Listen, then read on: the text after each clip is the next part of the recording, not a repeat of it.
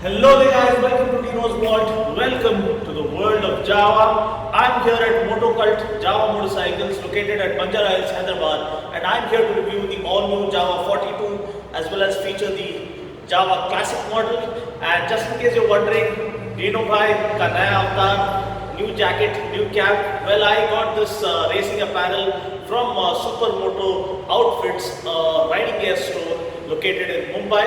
So huge shout out to them, and just in case you're interested to procure one for yourself, the link to their online store is mentioned in the description portion below. Now this video is not about racing apparel, it's about the legend of Java. So without further ado, let's get started with this review.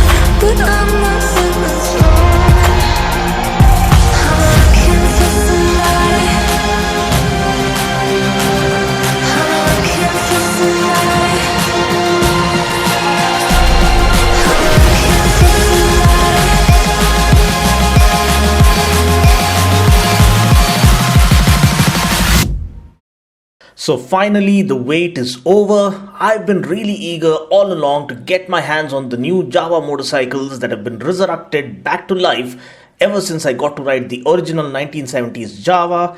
No doubt the legend has a charm that can never be matched, but for all the hardcore Java fanboys who have managed to keep the legend alive through the decades, these new retro classic roadsters come across as a breath of fresh air to captivate your senses and help you discover the true joy of motorcycling in its purest of forms.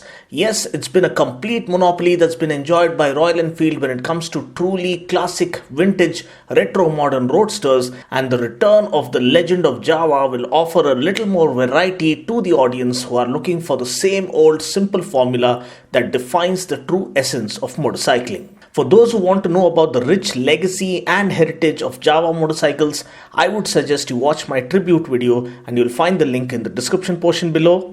As usual, I'll get straight to the point here with my signature style no-nonsense approach. So what we have now are two new models launched by Java motorcycles, one being the Java 42 and the other being just named Java, but I'd like to call it the Classic because it truly retains all the flair and the style and the charisma of the original Java right to its very core.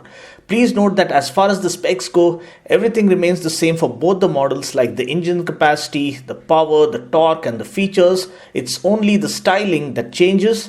Powering both the bikes is the same single-cylinder liquid-cooled fuel-injected 293cc engine with a DOHC setup. Both the bikes put out a max power of 27 bhp and a max torque of 28 Newton meters.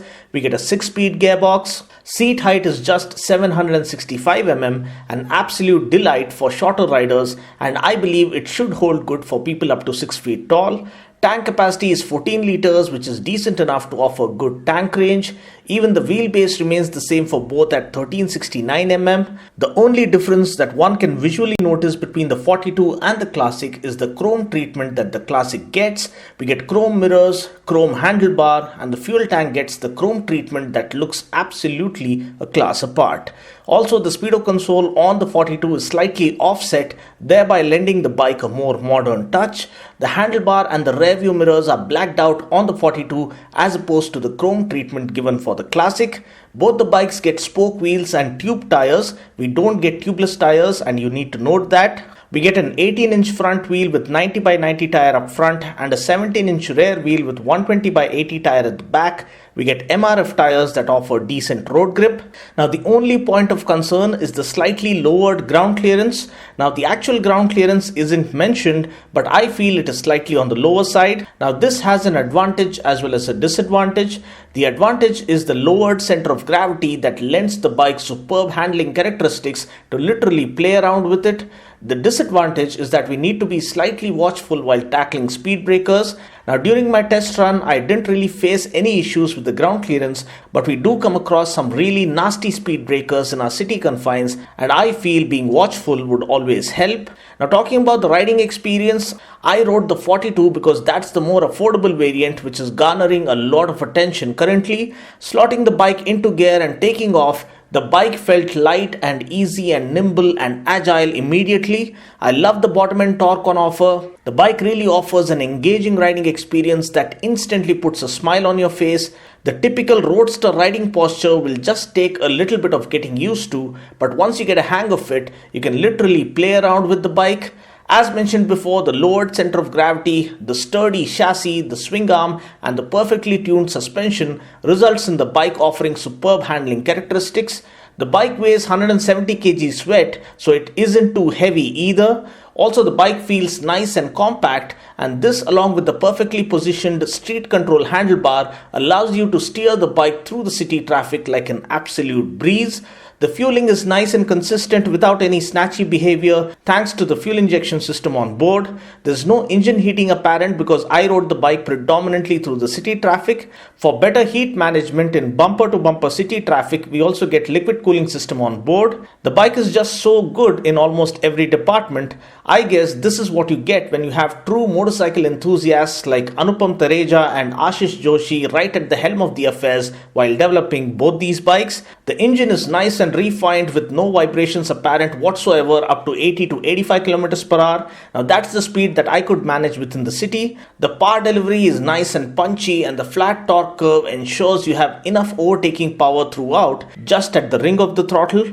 And to top it all off, the exhaust note is nice and bass heavy, serving as the perfect background score for this retro modern classic. Talking about the brakes, I couldn't perform my trademark braking test on this bike because the review was done right in the heart of the city, but as per the recent tweet by Mr. Anupam Tareja, the bike does 135 to 45 kilometers per hour in just 5 seconds, which is really impressive. Also, the feel of the brakes was quite good. The bike that I rode was the single channel ABS variant, and we get a 280mm disc up front and a 153mm drum brake at the back, and the initial bite from the front disc was indeed quite impressive. Please note that Jawa is also offering dual channel ABS variants for both the bikes, which you can book right away, but I am told the deliveries of dual channel ABS models would commence only from June. Suspension wise, we get telescopic forks up front and gas charged piggyback reservoir shock absorbers at the back. The suspension is ideally tuned in that it isn't too hard nor is it too soft. Now this works perfectly in conjunction with the chassis and swing arm, thereby allowing the bike to change directions effortlessly. Now mileage wise, there is no official claim as such,